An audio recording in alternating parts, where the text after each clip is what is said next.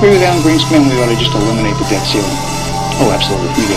The ability of almost every working American to access more credit than they should have been able to masked the underlying fact that lower and middle class incomes were not rising. That's not a tenable strategy. Isn't now the time to eliminate it? Oh, we've been a long time ago to eliminate it. Let's put aside terrorism. Let's talk only about our own homegrown animals that are patrolling America right now. So it goes down to the simplest thing. Be prepared, be vigilant. It looks like a chunk has been taken out of the Big Apple yet again. Yet again, we see a radical Muslim worm going about his daily business. Look, we're hours into this pipe bomb attack. If you're just finding this out, maybe you've made it to work under the aid of a high-powered coffee and you're trying to just figure out your way through the day. I completely understand it. But what I'm telling you is, New York City, the people of New York City have been blown up again in a small but effective pipe bomb attack underneath a bus station in New York City today. All right, I was about to post a podcast, but before I could get it together and get it posted, this came up, and I said, how am I going to put a podcast out without talking about this? And then I thought, well, there's not really that much to say. What's there to say that hasn't already been said? What is there to say that hasn't already been said on the topic? We know what's going on. When you find out that it's a 23-year-old Bangladeshi man who's been in the nation for 7 years, I think you get a pretty good idea of what we're dealing with, right? Do I really have to stretch? Do I really have to do a backbend to assume what this guy's background was and what his reading materials at home were? I wrote a post up on my social media. I said the man was not reading Dickens, okay? The man was not spending time by the fire reading Charles Dickens. We know where this is going. The media is spouting lone wolf, lone wolf, lone wolf. They're going to try to chalk it up. We know where it's coming. We know what they're going to find on the hard drives and in the packets. We're going to really find out he was reading Inspire magazine, which is a magazine created by who? Al-Qaeda. Just wait. And I'm no oracle here. I think everybody knows exactly what the hell's going on. But do you know why it's going on? I know exactly why it's going on. Because we refuse to put any sort of obligation on our immigrants. We take you in. Well, we have 300 million plus people in the nation now. And I think it's time that we start prioritizing and requiring assimilation. Because I'm sure you're going to find out things about this guy that, even though he's been in the country 7 years, are going to make you tilt your head and say, well, it sounds a little weird. Are you in the nation for the betterment of the nation?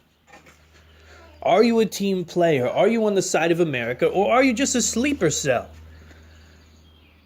Because it's my opinion that we're just living in a world of sleeper cells. They're all over the nation. And while they may not communicate on a day-to-day basis, why they may not go into Skype and bring up a guy with a towel head and start talking to one another about how we're going to take out this and take out that, we know what's happening. We know the types of things they're reading. We know that these radical preachers are in our nation right now. We've seen the guy in Florida, or who was it, Florida, who was talking about, he was an outside agitator, you could call him that, from another nation who came and spoke at a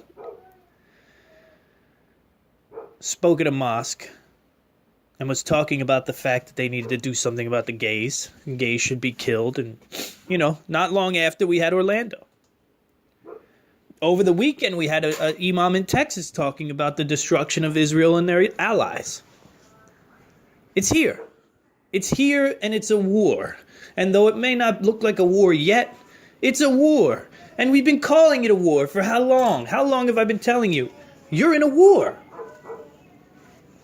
It's just a strange looking war. It looks different than most wars because you don't wake up and put your BDUs on. You don't wake up and strap your gun to yourself and go out to a front line, and neither do they.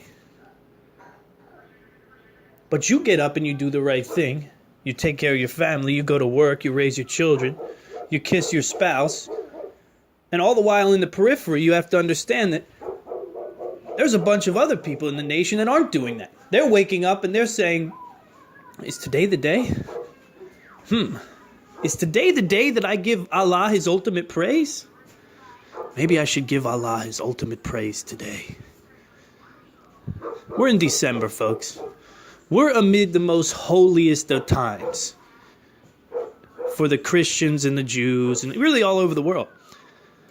You think this thing happened by accident? You think this was something that had anything other to do with the fact that they wanted to strike fear into the hearts of Americans? We are in a new time. All right? We're in a new time. And I need you to understand this. This is my message. We know what the deal is. I'm not bringing you anything magic when it comes to diagnosing what the fuck this thing is, right? We all know exactly what this is. It's another radicalized monster from a third world shithole who's decided to come to our nation, suck us dry of all the opportunity they can get their hands on, not learn the language, not learn this, not learn that, not assimilate whatsoever, wring their hands and shake their fingers at our women and our way of life. And then at the crescendo, they strap a bomb to themselves and blow themselves up, or they hop into a truck and run people over and shoot people. The times we are in have changed. Self-protection and self-sufficiency in terms of defense and protection of yourself is paramount. Okay? It is paramount. I invite you to go to sheepdogresponse.com and see what's possible out there. sheepdogresponse.com. I'm lucky enough that I just started working with this company. They're an incredible group of guys who are training Americans how to defend themselves and how to protect themselves. All right? And whether you want to go through it, whether you hate the idea of violence, whether you don't like guns, whether you don't like this thing or that thing, it's irrelevant. It's irrelevant. You have to become more situationally aware. You have to be prepared to defend your life. You have to learn how to look at people and how to deduce whether or not they're people you want to be walking near or not. You have to learn the signs that people give off when they're doing things that are crazy, like carrying a bomb in their backpack, right? Elevated pulse, right? Tense upper back. There are signs that you can look at a person and know that they're doing some shit they're not supposed to be doing. And it's a crazy thing because nobody tells you have to do it. There's no law saying you have to do it. There's no real benefits when it comes to this idea that you have to become a harder target than you are. But I'm telling you right now, if you don't take steps to protect yourself and your family, then you're just waiting for your lottery ticket to be pulled. Maybe it will, maybe it won't. You are just waiting for your lottery number to come up. And either it will or it won't. And then when it does, and if and when it does, well, then it's a sad story. You'll hear Baxter out back. He's upset. Listen, guys, this is no laughing matter, okay? It really isn't. You can get cynical about the whole thing, and you can bury your anger deep, and you can have a laugh, and say, here we go again. But the truth of the matter is, it's time to learn from these situations. It doesn't matter how many drone attacks we do overseas. People are still going to blow us up right here in our own home. The only way we combat that is by becoming warrior citizens. That's it. That's what you have to do.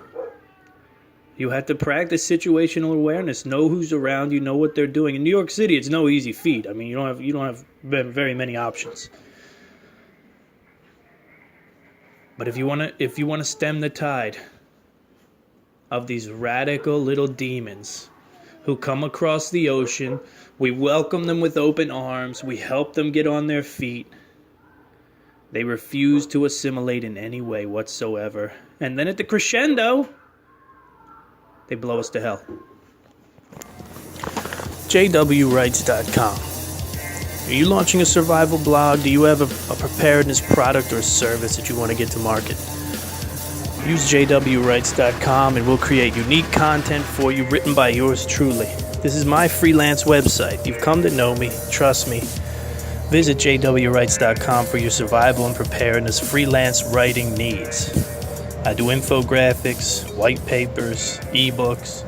Visit jwrights.com. Well, the snow came and the snow went. And now the streets of my town here in Virginia are, well, the trees are frosted. They look as though they're frosted with sugar. The streets are clear. It's almost the perfect amount of snow. A little more would have been perfect for the kids.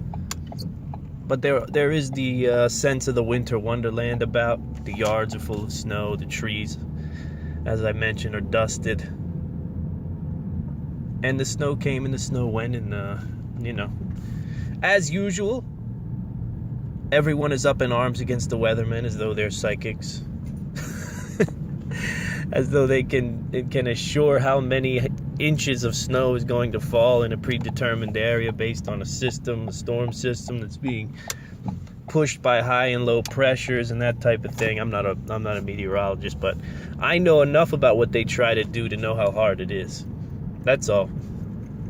But the world got, we like to complain, We like to complain, and one thing that we really like to do is target.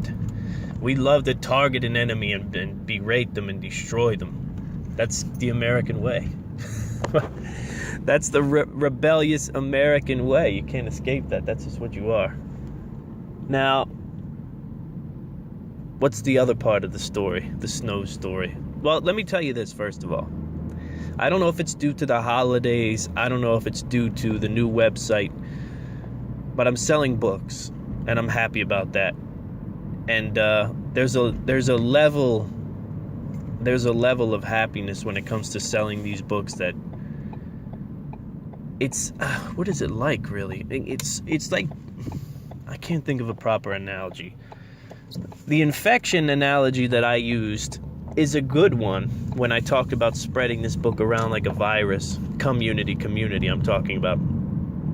But the only problem with that is, I don't know, it just doesn't fit the holiday mood. It's not the most perfect analogy right now that I want to bring up. And that one's kind of eluding me. Alright, it's kind of eluding me. But every book that's bought, there's one thing. I wrote a lot of great books, I think. Okay, I think the books that I wrote were great. I do.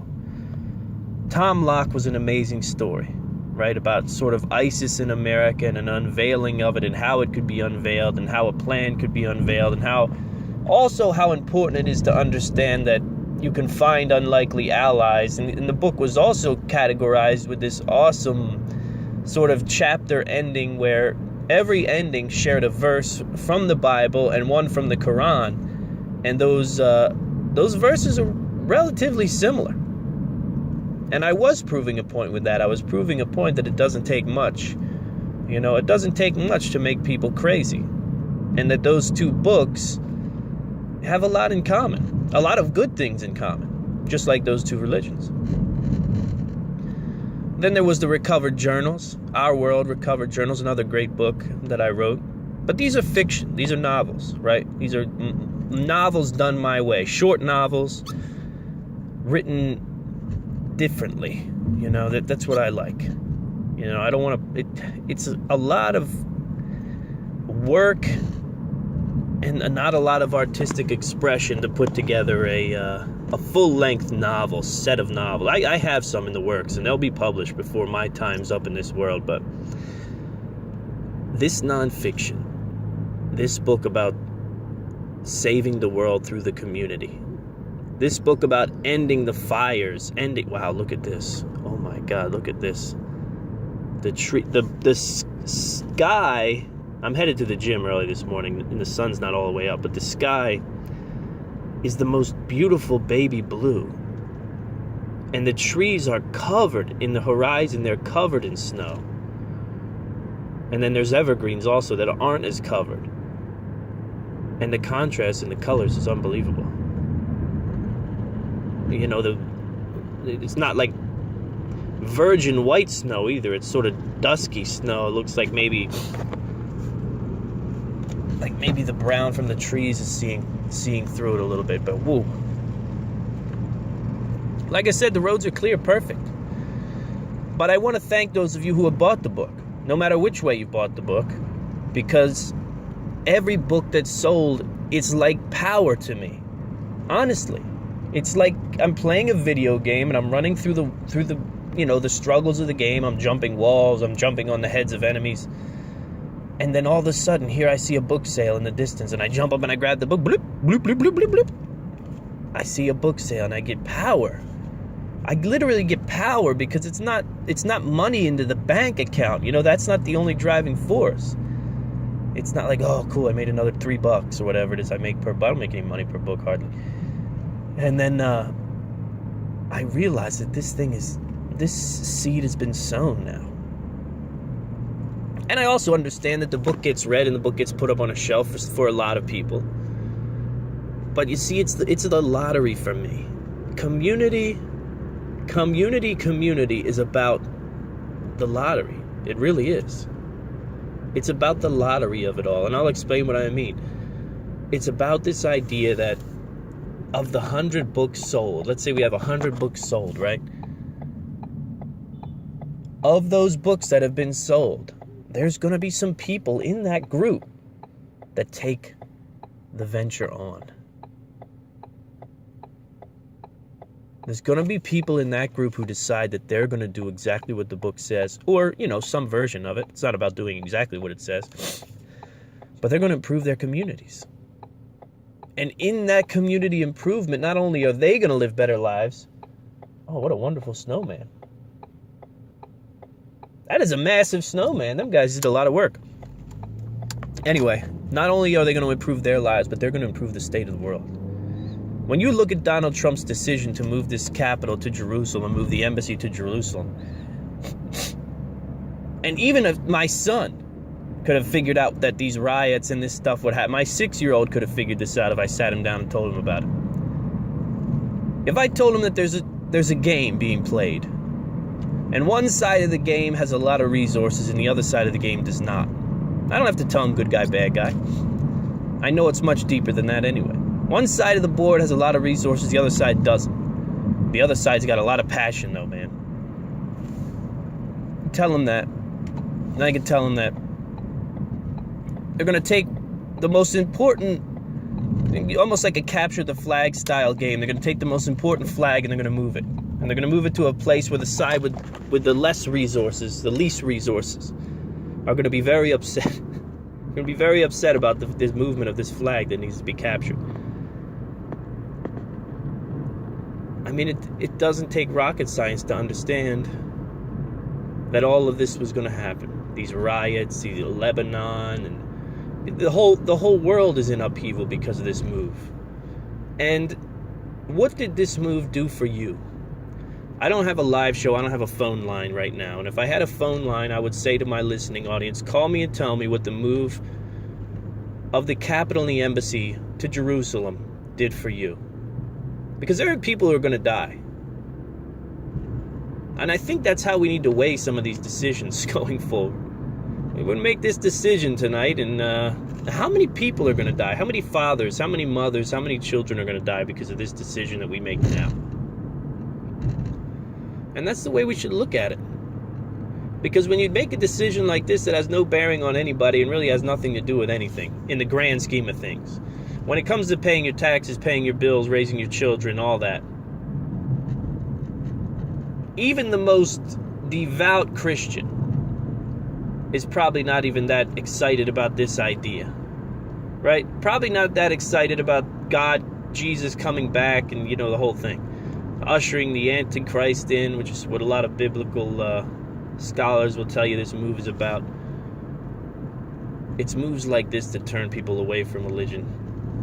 It really is. It really is. You think that the average guy down at the bar, the average guy at his buddy's house or whatever it is, isn't saying it. Man, it's just another religious war. It's just another religious war, and people are posturing for religious position. It's ugly. It's a hideous thing to watch. I can guarantee you the average person is thinking just that. But the question is not in the move. Or, I'm sorry, the question is not in the consequence of the move. Instead, the question is why. And there's scary theories in my mind. Why the move? Why did we move the embassy to Jerusalem, the U.S. Embassy in Israel to Jerusalem, and why make it the capital? And what the hell right does America have to do that anyway? And what the hell interest is that in America? Nobody went into this thing with Donald Trump and thought that it was going to be a decent ride, right? It was like the mystery taffy. That's what it was. You know, you go to the dum-dum with the mystery on it, the mystery flavor. Donald Trump was like the mystery dum-dum. This is a perfect analogy because of the dum-dum. We knew we had like a vomit and slander flavored lollipop with Hillary Clinton. And it was like, I don't know if I want that flavor. I think I've got a good handle on that one. I think it's going to suck. I think it's going to suck real bad for me, real bad for my children and my wife. But then we have the mystery dum-dum. And we knew that the mystery dum-dum would do damage. It wouldn't be as tasty as you know, a blue raspberry, but we went for the mystery dum-dum. And this is what we got to deal with sometimes with the mystery dum-dum. It's idiotic moves right around Christmas that have no bearing on anything, that do not help the American one bit. But then again, let's talk about reasoning, though, because reasoning is an interesting thing. Because you can talk about the idea that, well, let's look at the past. The GDP is doing a good deal, right? We know the businessman, the deal maker, was going to come in, he was going to raise the GDP, he was going to raise the employment rate. Of course. You don't hear about it hardly ever, but it's happening. It's happening, and he's done it. But how has he done it? Well, there's one way he's done it. And he's become a little bit of a lord of war. He has been contracting arms and armaments and airplanes and things of that nature, and making large deals and contracted sales with other nations. So I look at that history, right? The Saudi Arabia deal, we sold a bunch of planes. I look at these deals where we're selling arms. I think we sold some arms to South Korea, that type of thing. I look at these deals and I say to myself, okay, Boeing, these companies, Lockheed, they get to bring more people on, more jobs, more business, paychecks get out to the average American. Obviously, there's a morality issue there. But if you light a tinderbox like the Middle East aflame, then what do you have? You have a need for more arms. More jobs for Americans. More jobs for Americans, good paying jobs. America safe and isolated on her continent far away. You just burn the Middle East down on profit. Just burn it down on profit. Give them as many weapons as they need to destroy one another completely. And let Israel come in with a few nukes and mop up the rest. And then, everybody gets to go to the bank. That's one conspiracy. Right? That's one idea. One idea is just that this man has found his niche market here. His niche. One of his niches has become selling these armaments, these weapons, right? Selling these American-made weapons, aircraft, that type of thing. And this could be a move. This could be a move right there. Who becomes the allies, and do the allies then get the deal? Make a deal, baby. The other idea is this. Is this man mad enough that this is just a payoff? We know he funded much of his campaign, but is this just a payoff to the evangelicals? I always follow the money, not the wings of an angel. I promise you that much. So I like the other one better. But is this just a payoff? Who knows? You know, is it a posturing move? Is it part of a strategic military move? Who knows? The bottom line is, unless it is a Lockheed move, unless it is a Boeing job creator, it really doesn't help the average person out. And I think that's a big problem. I think that's a very big problem. Or maybe not. Or maybe it'll help people come to the realization that we don't need presidents to help us out. Sure, they can. But it's like The Godfather, you know what I mean? The president, no matter who they are, it's like Don Corleone. Yeah, what do you need? You need me to get you a job? I'll get you whatever you need. There's always payback. You always got to pay back something. And sometimes it's in the physical and sometimes it's in the spiritual. So in other words, Saudi Arabia gets planes and bombs and missiles, and then we divvy out more weapons to the Middle East. And let's say the Middle East really does go up in a plume of radiated fallout. Let's say that's how that story gets told. But the average American gets a nice new car, and they get the nice big tree, and they put lights on it, and they get the gifts, and they give the kids the electronics that are made from the other African children who are digging rocks out of the caves over there in South Africa, wherever it is. You start to think to yourself, if you're a man who can see through the veil, or a woman, if you're a person who can see through the veil, you start to think to yourself, whoa, what is my happiness? What is my happiness, and what does it cost? What is my happiness, and what does it cost?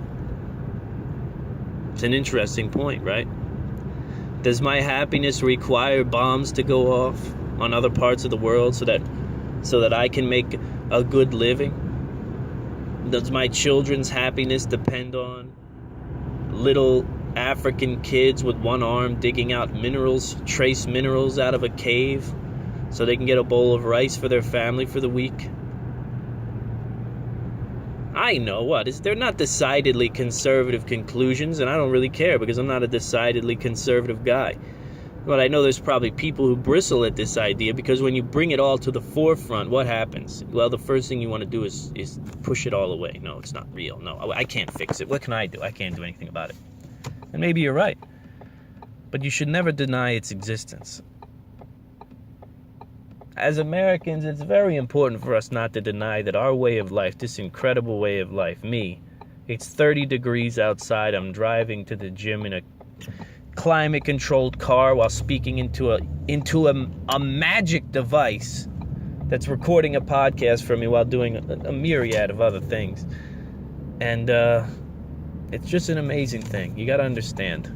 It takes life, though. It takes resources to do what we do here in America. I'm not saying you got to change it. History will look upon it the way history looks upon it. I'm just saying, don't deny it. Don't be in denial of the fact that the way you live and the nice big SUV that you have and everything that we do has a cost. It has a cost to our environment. It has a cost to the people of this world, some way or another. That's what it is. Don't deny it. Just be aware of it. Now, this is a bummer. Aside from the books getting sold and all that, I think this first chapter of the story has been a little bit of a bummer, and I apologize for that. When we come back, though, we're going to talk a little bit about dynamic lifestyles. And we're going to talk a bit about fitness and what it can do for you. Because they're finding out amazing things in science about fitness. They're finding out how it affects blood cholesterol. They're finding it out. Physical activity is a necessary part of the human experience. And we're going to talk about how dynamic lifestyles, which is one of the tenements of my new show, or my new website, rather. It's really the new show, too. The website is a reflection of the show. It's a more focused situation now. But we're going to talk about how dynamic lifestyles and fitness can go together so that you can break away from this idea that fitness is what I'm doing. And that's the only way. In other words, if you think fitness is driving to a gym at 8 o'clock in the morning, you're not living a dynamic enough lifestyle. You're not opening your mind to the possibilities. And we'll talk about some of them when we come back after this.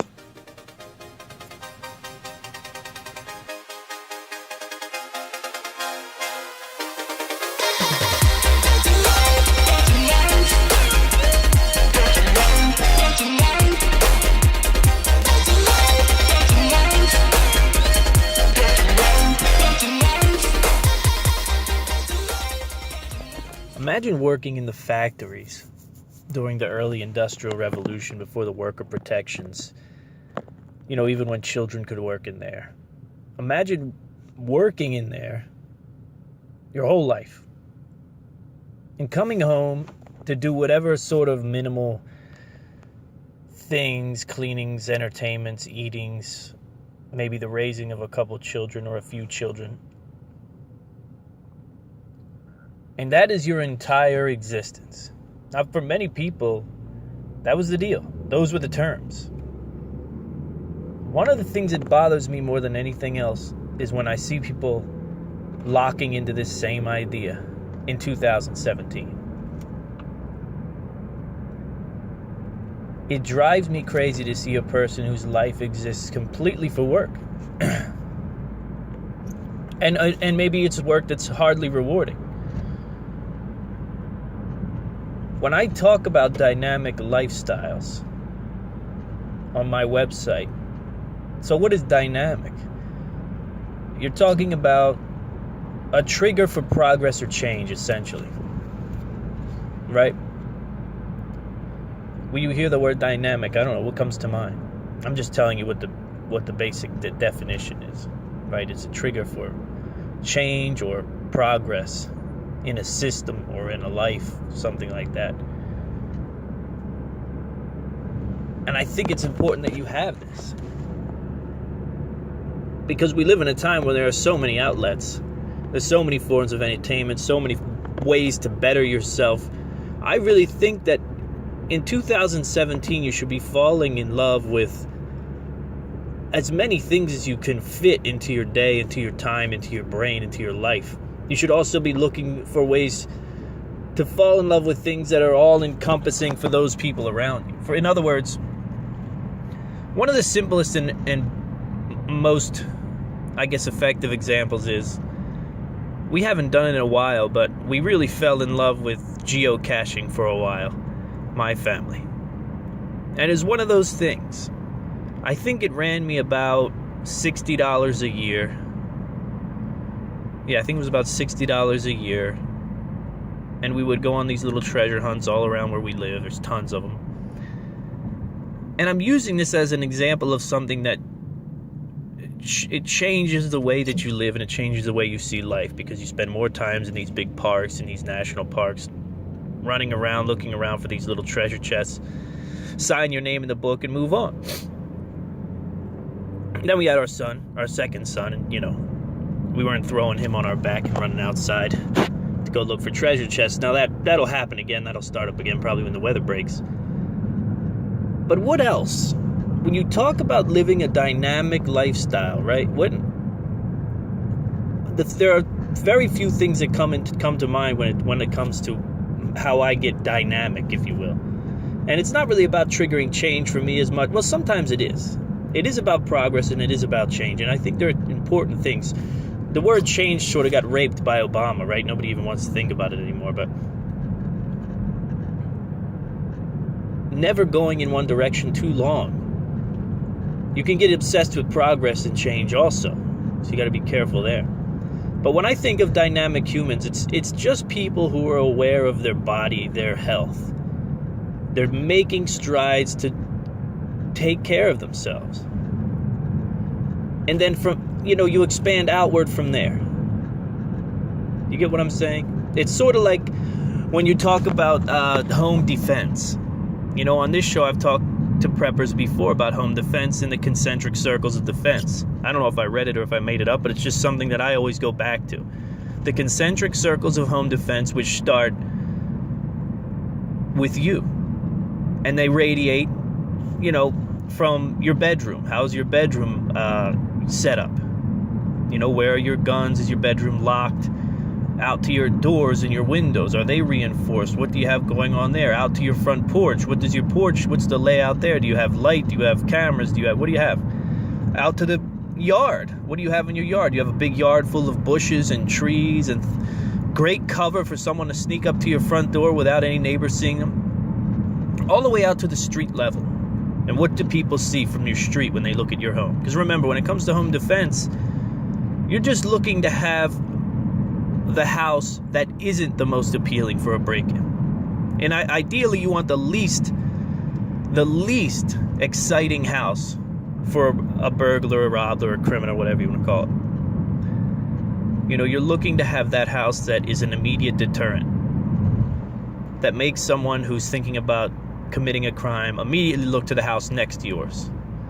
I don't know about that because of this. I don't know about that because of dog signs. I don't know that, whatever it is. Well, I look at a dynamic lifestyle in a very similar way, right?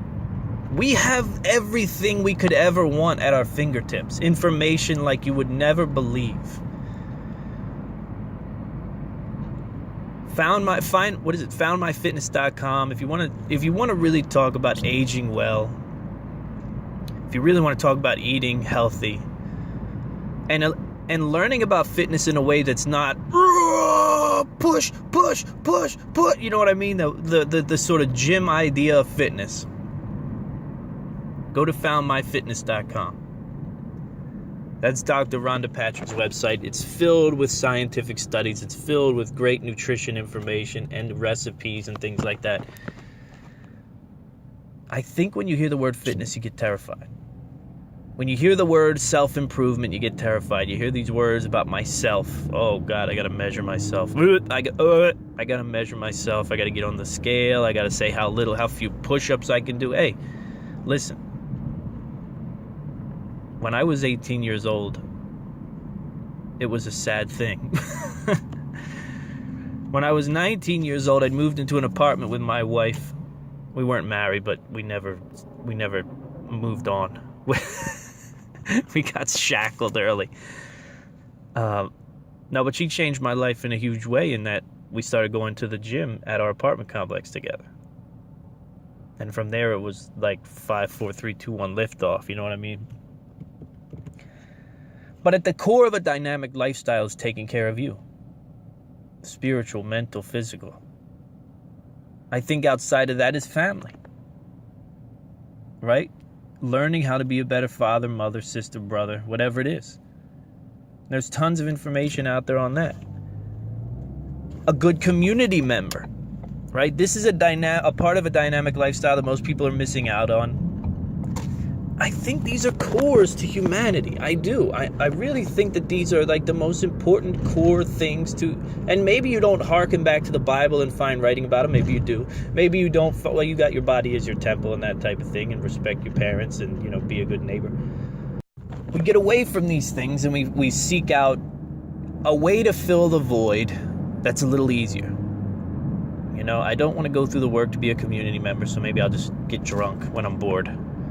I don't want to, because outside of being a community member, the dynamic lifestyle is also about taking on new skills, like it or not. Like it or not, it's not about knowing how to do the same things that you knew how to do when you were 20 while you're 60. I think if you really want to take advantage of that big, nasty brain up in your head, that you have to take on new skills, and that's another layer. That's another layer of a dynamic lifestyle.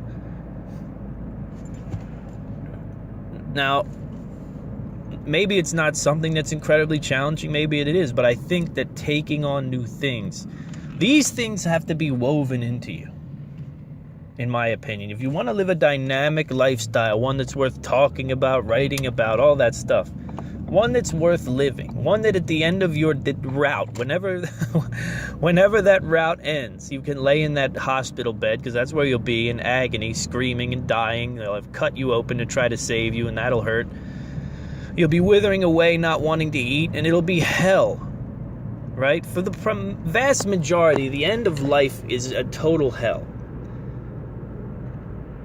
So when you're in that hospital bed living in hell, maybe your guts are splayed out before you because you went septic and they couldn't fix it. Look back on a dynamic life where you gave everything. You didn't spend time on Facebook fighting with people over the color of your Aunt Trish's dress on her, on the party of your grandparents' 31st wedding anniversary or whatever. The things that people argue about, I look at them and I say, well, I know exactly why they're arguing. Because they're not living dynamic lives, right? They're working, they come home, and they're in an abyss. They don't know what to do. They're too afraid to have kids, so they don't have that to put their life into. They hate their family, so they don't talk to them. All they do is cry to their spouse one way or the other, male or female. And they're living a hell. And I'm just giving you rungs. I'm giving you rungs if you want to live a dynamic life, because I think a dynamic life is necessary for you to reach satisfaction. I'm only speaking from experience. I'm not a scientist. I'm not, like I tell you all the time. There's some people who can get up here and do these things and they can tell you about credential. I graduated from this school.